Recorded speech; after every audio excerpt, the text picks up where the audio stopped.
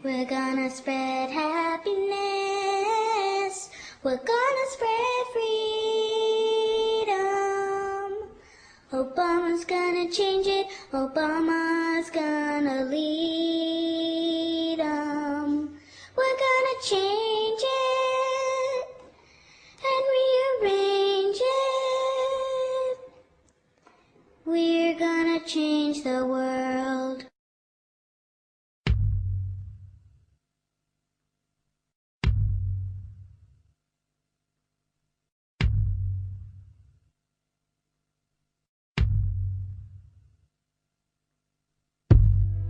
I have found the answer. It is the same question that our nation is asking. Are you the one? Are you the one?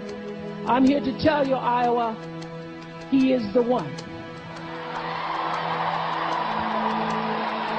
He is the one. Barack Obama!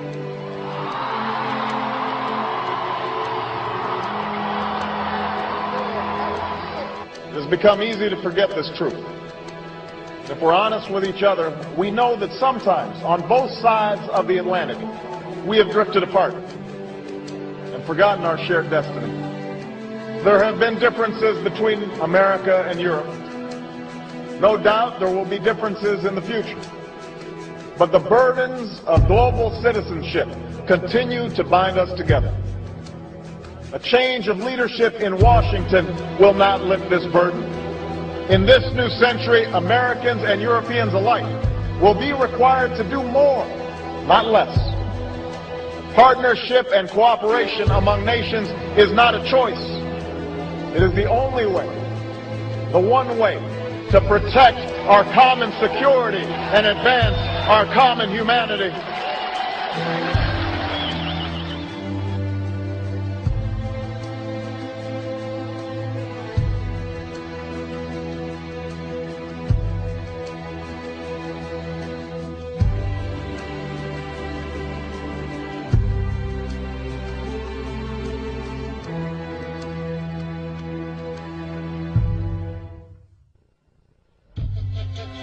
Tonight, a proposal for an expanded so-called free trade zone from Alaska to the tip of South America. It's a plan from the business elites, the political elites, that will cost more American jobs, cost American sovereignty, but it would fulfill the president's father's vision.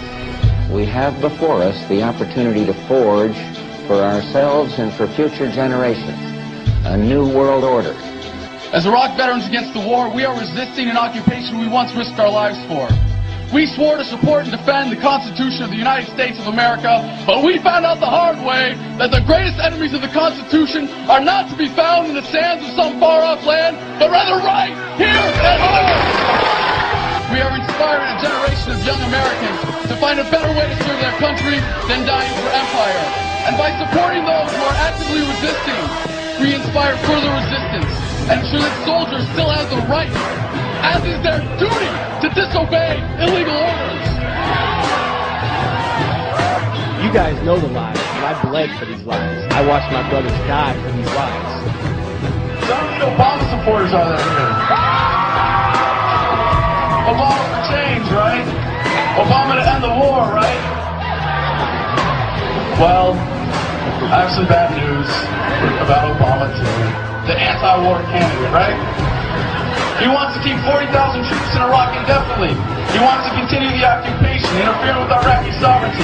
He wants to increase reliance on private contractor mercenaries like Blackwater, the guys that have all those incidents one after another killing Iraqi civilians. I mean, if you look at Obama's voting record, I mean, he has voted to, not to end the war. He has voted to finance the war.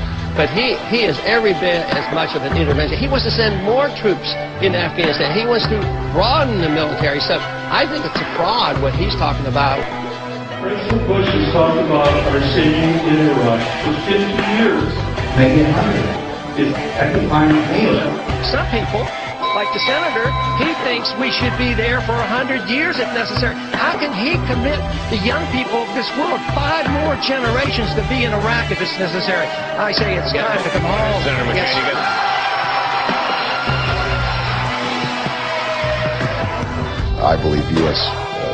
Troop levels need to increase, and for at least a year now I've called for 2 additional brigades, perhaps 3. It's time for us to withdraw some of our combat troops out of Iraq, deploy them here in Afghanistan, and I think we have to seize that opportunity.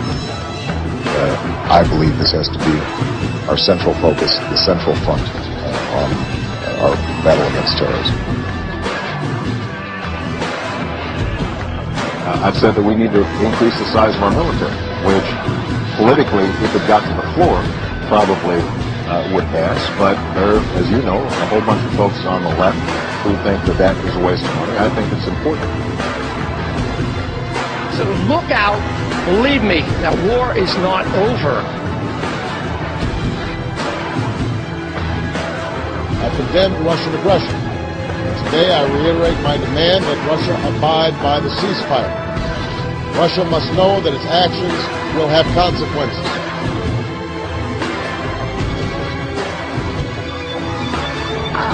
But before I say anything else, I just want to say that I was running from Georgian troops bombing our city, not Russian troops. I want to say thank you to the Russian troops that were helping us out.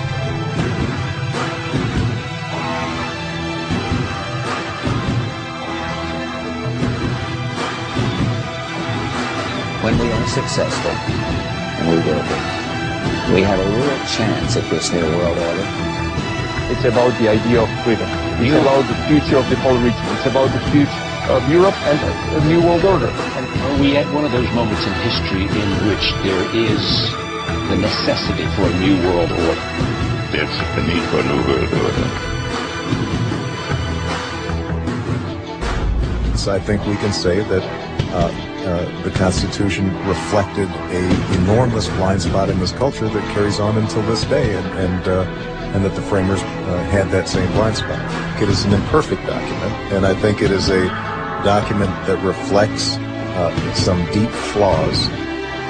So it's not so much a secretive conspiracy, it's a contest between ideologies, whether we believe in our institutions here, our national sovereignty, our Constitution, or are we going to further move in the direction of international government, more UN? You know, this country goes to war under UN resolutions. We're moving into a new era, believe it or not. With the dollar and our economy and the world economy, this is a new era. In conclusion, ladies and gentlemen, a new world is emerging. It is a new world order with significantly different and radically new challenges for the future.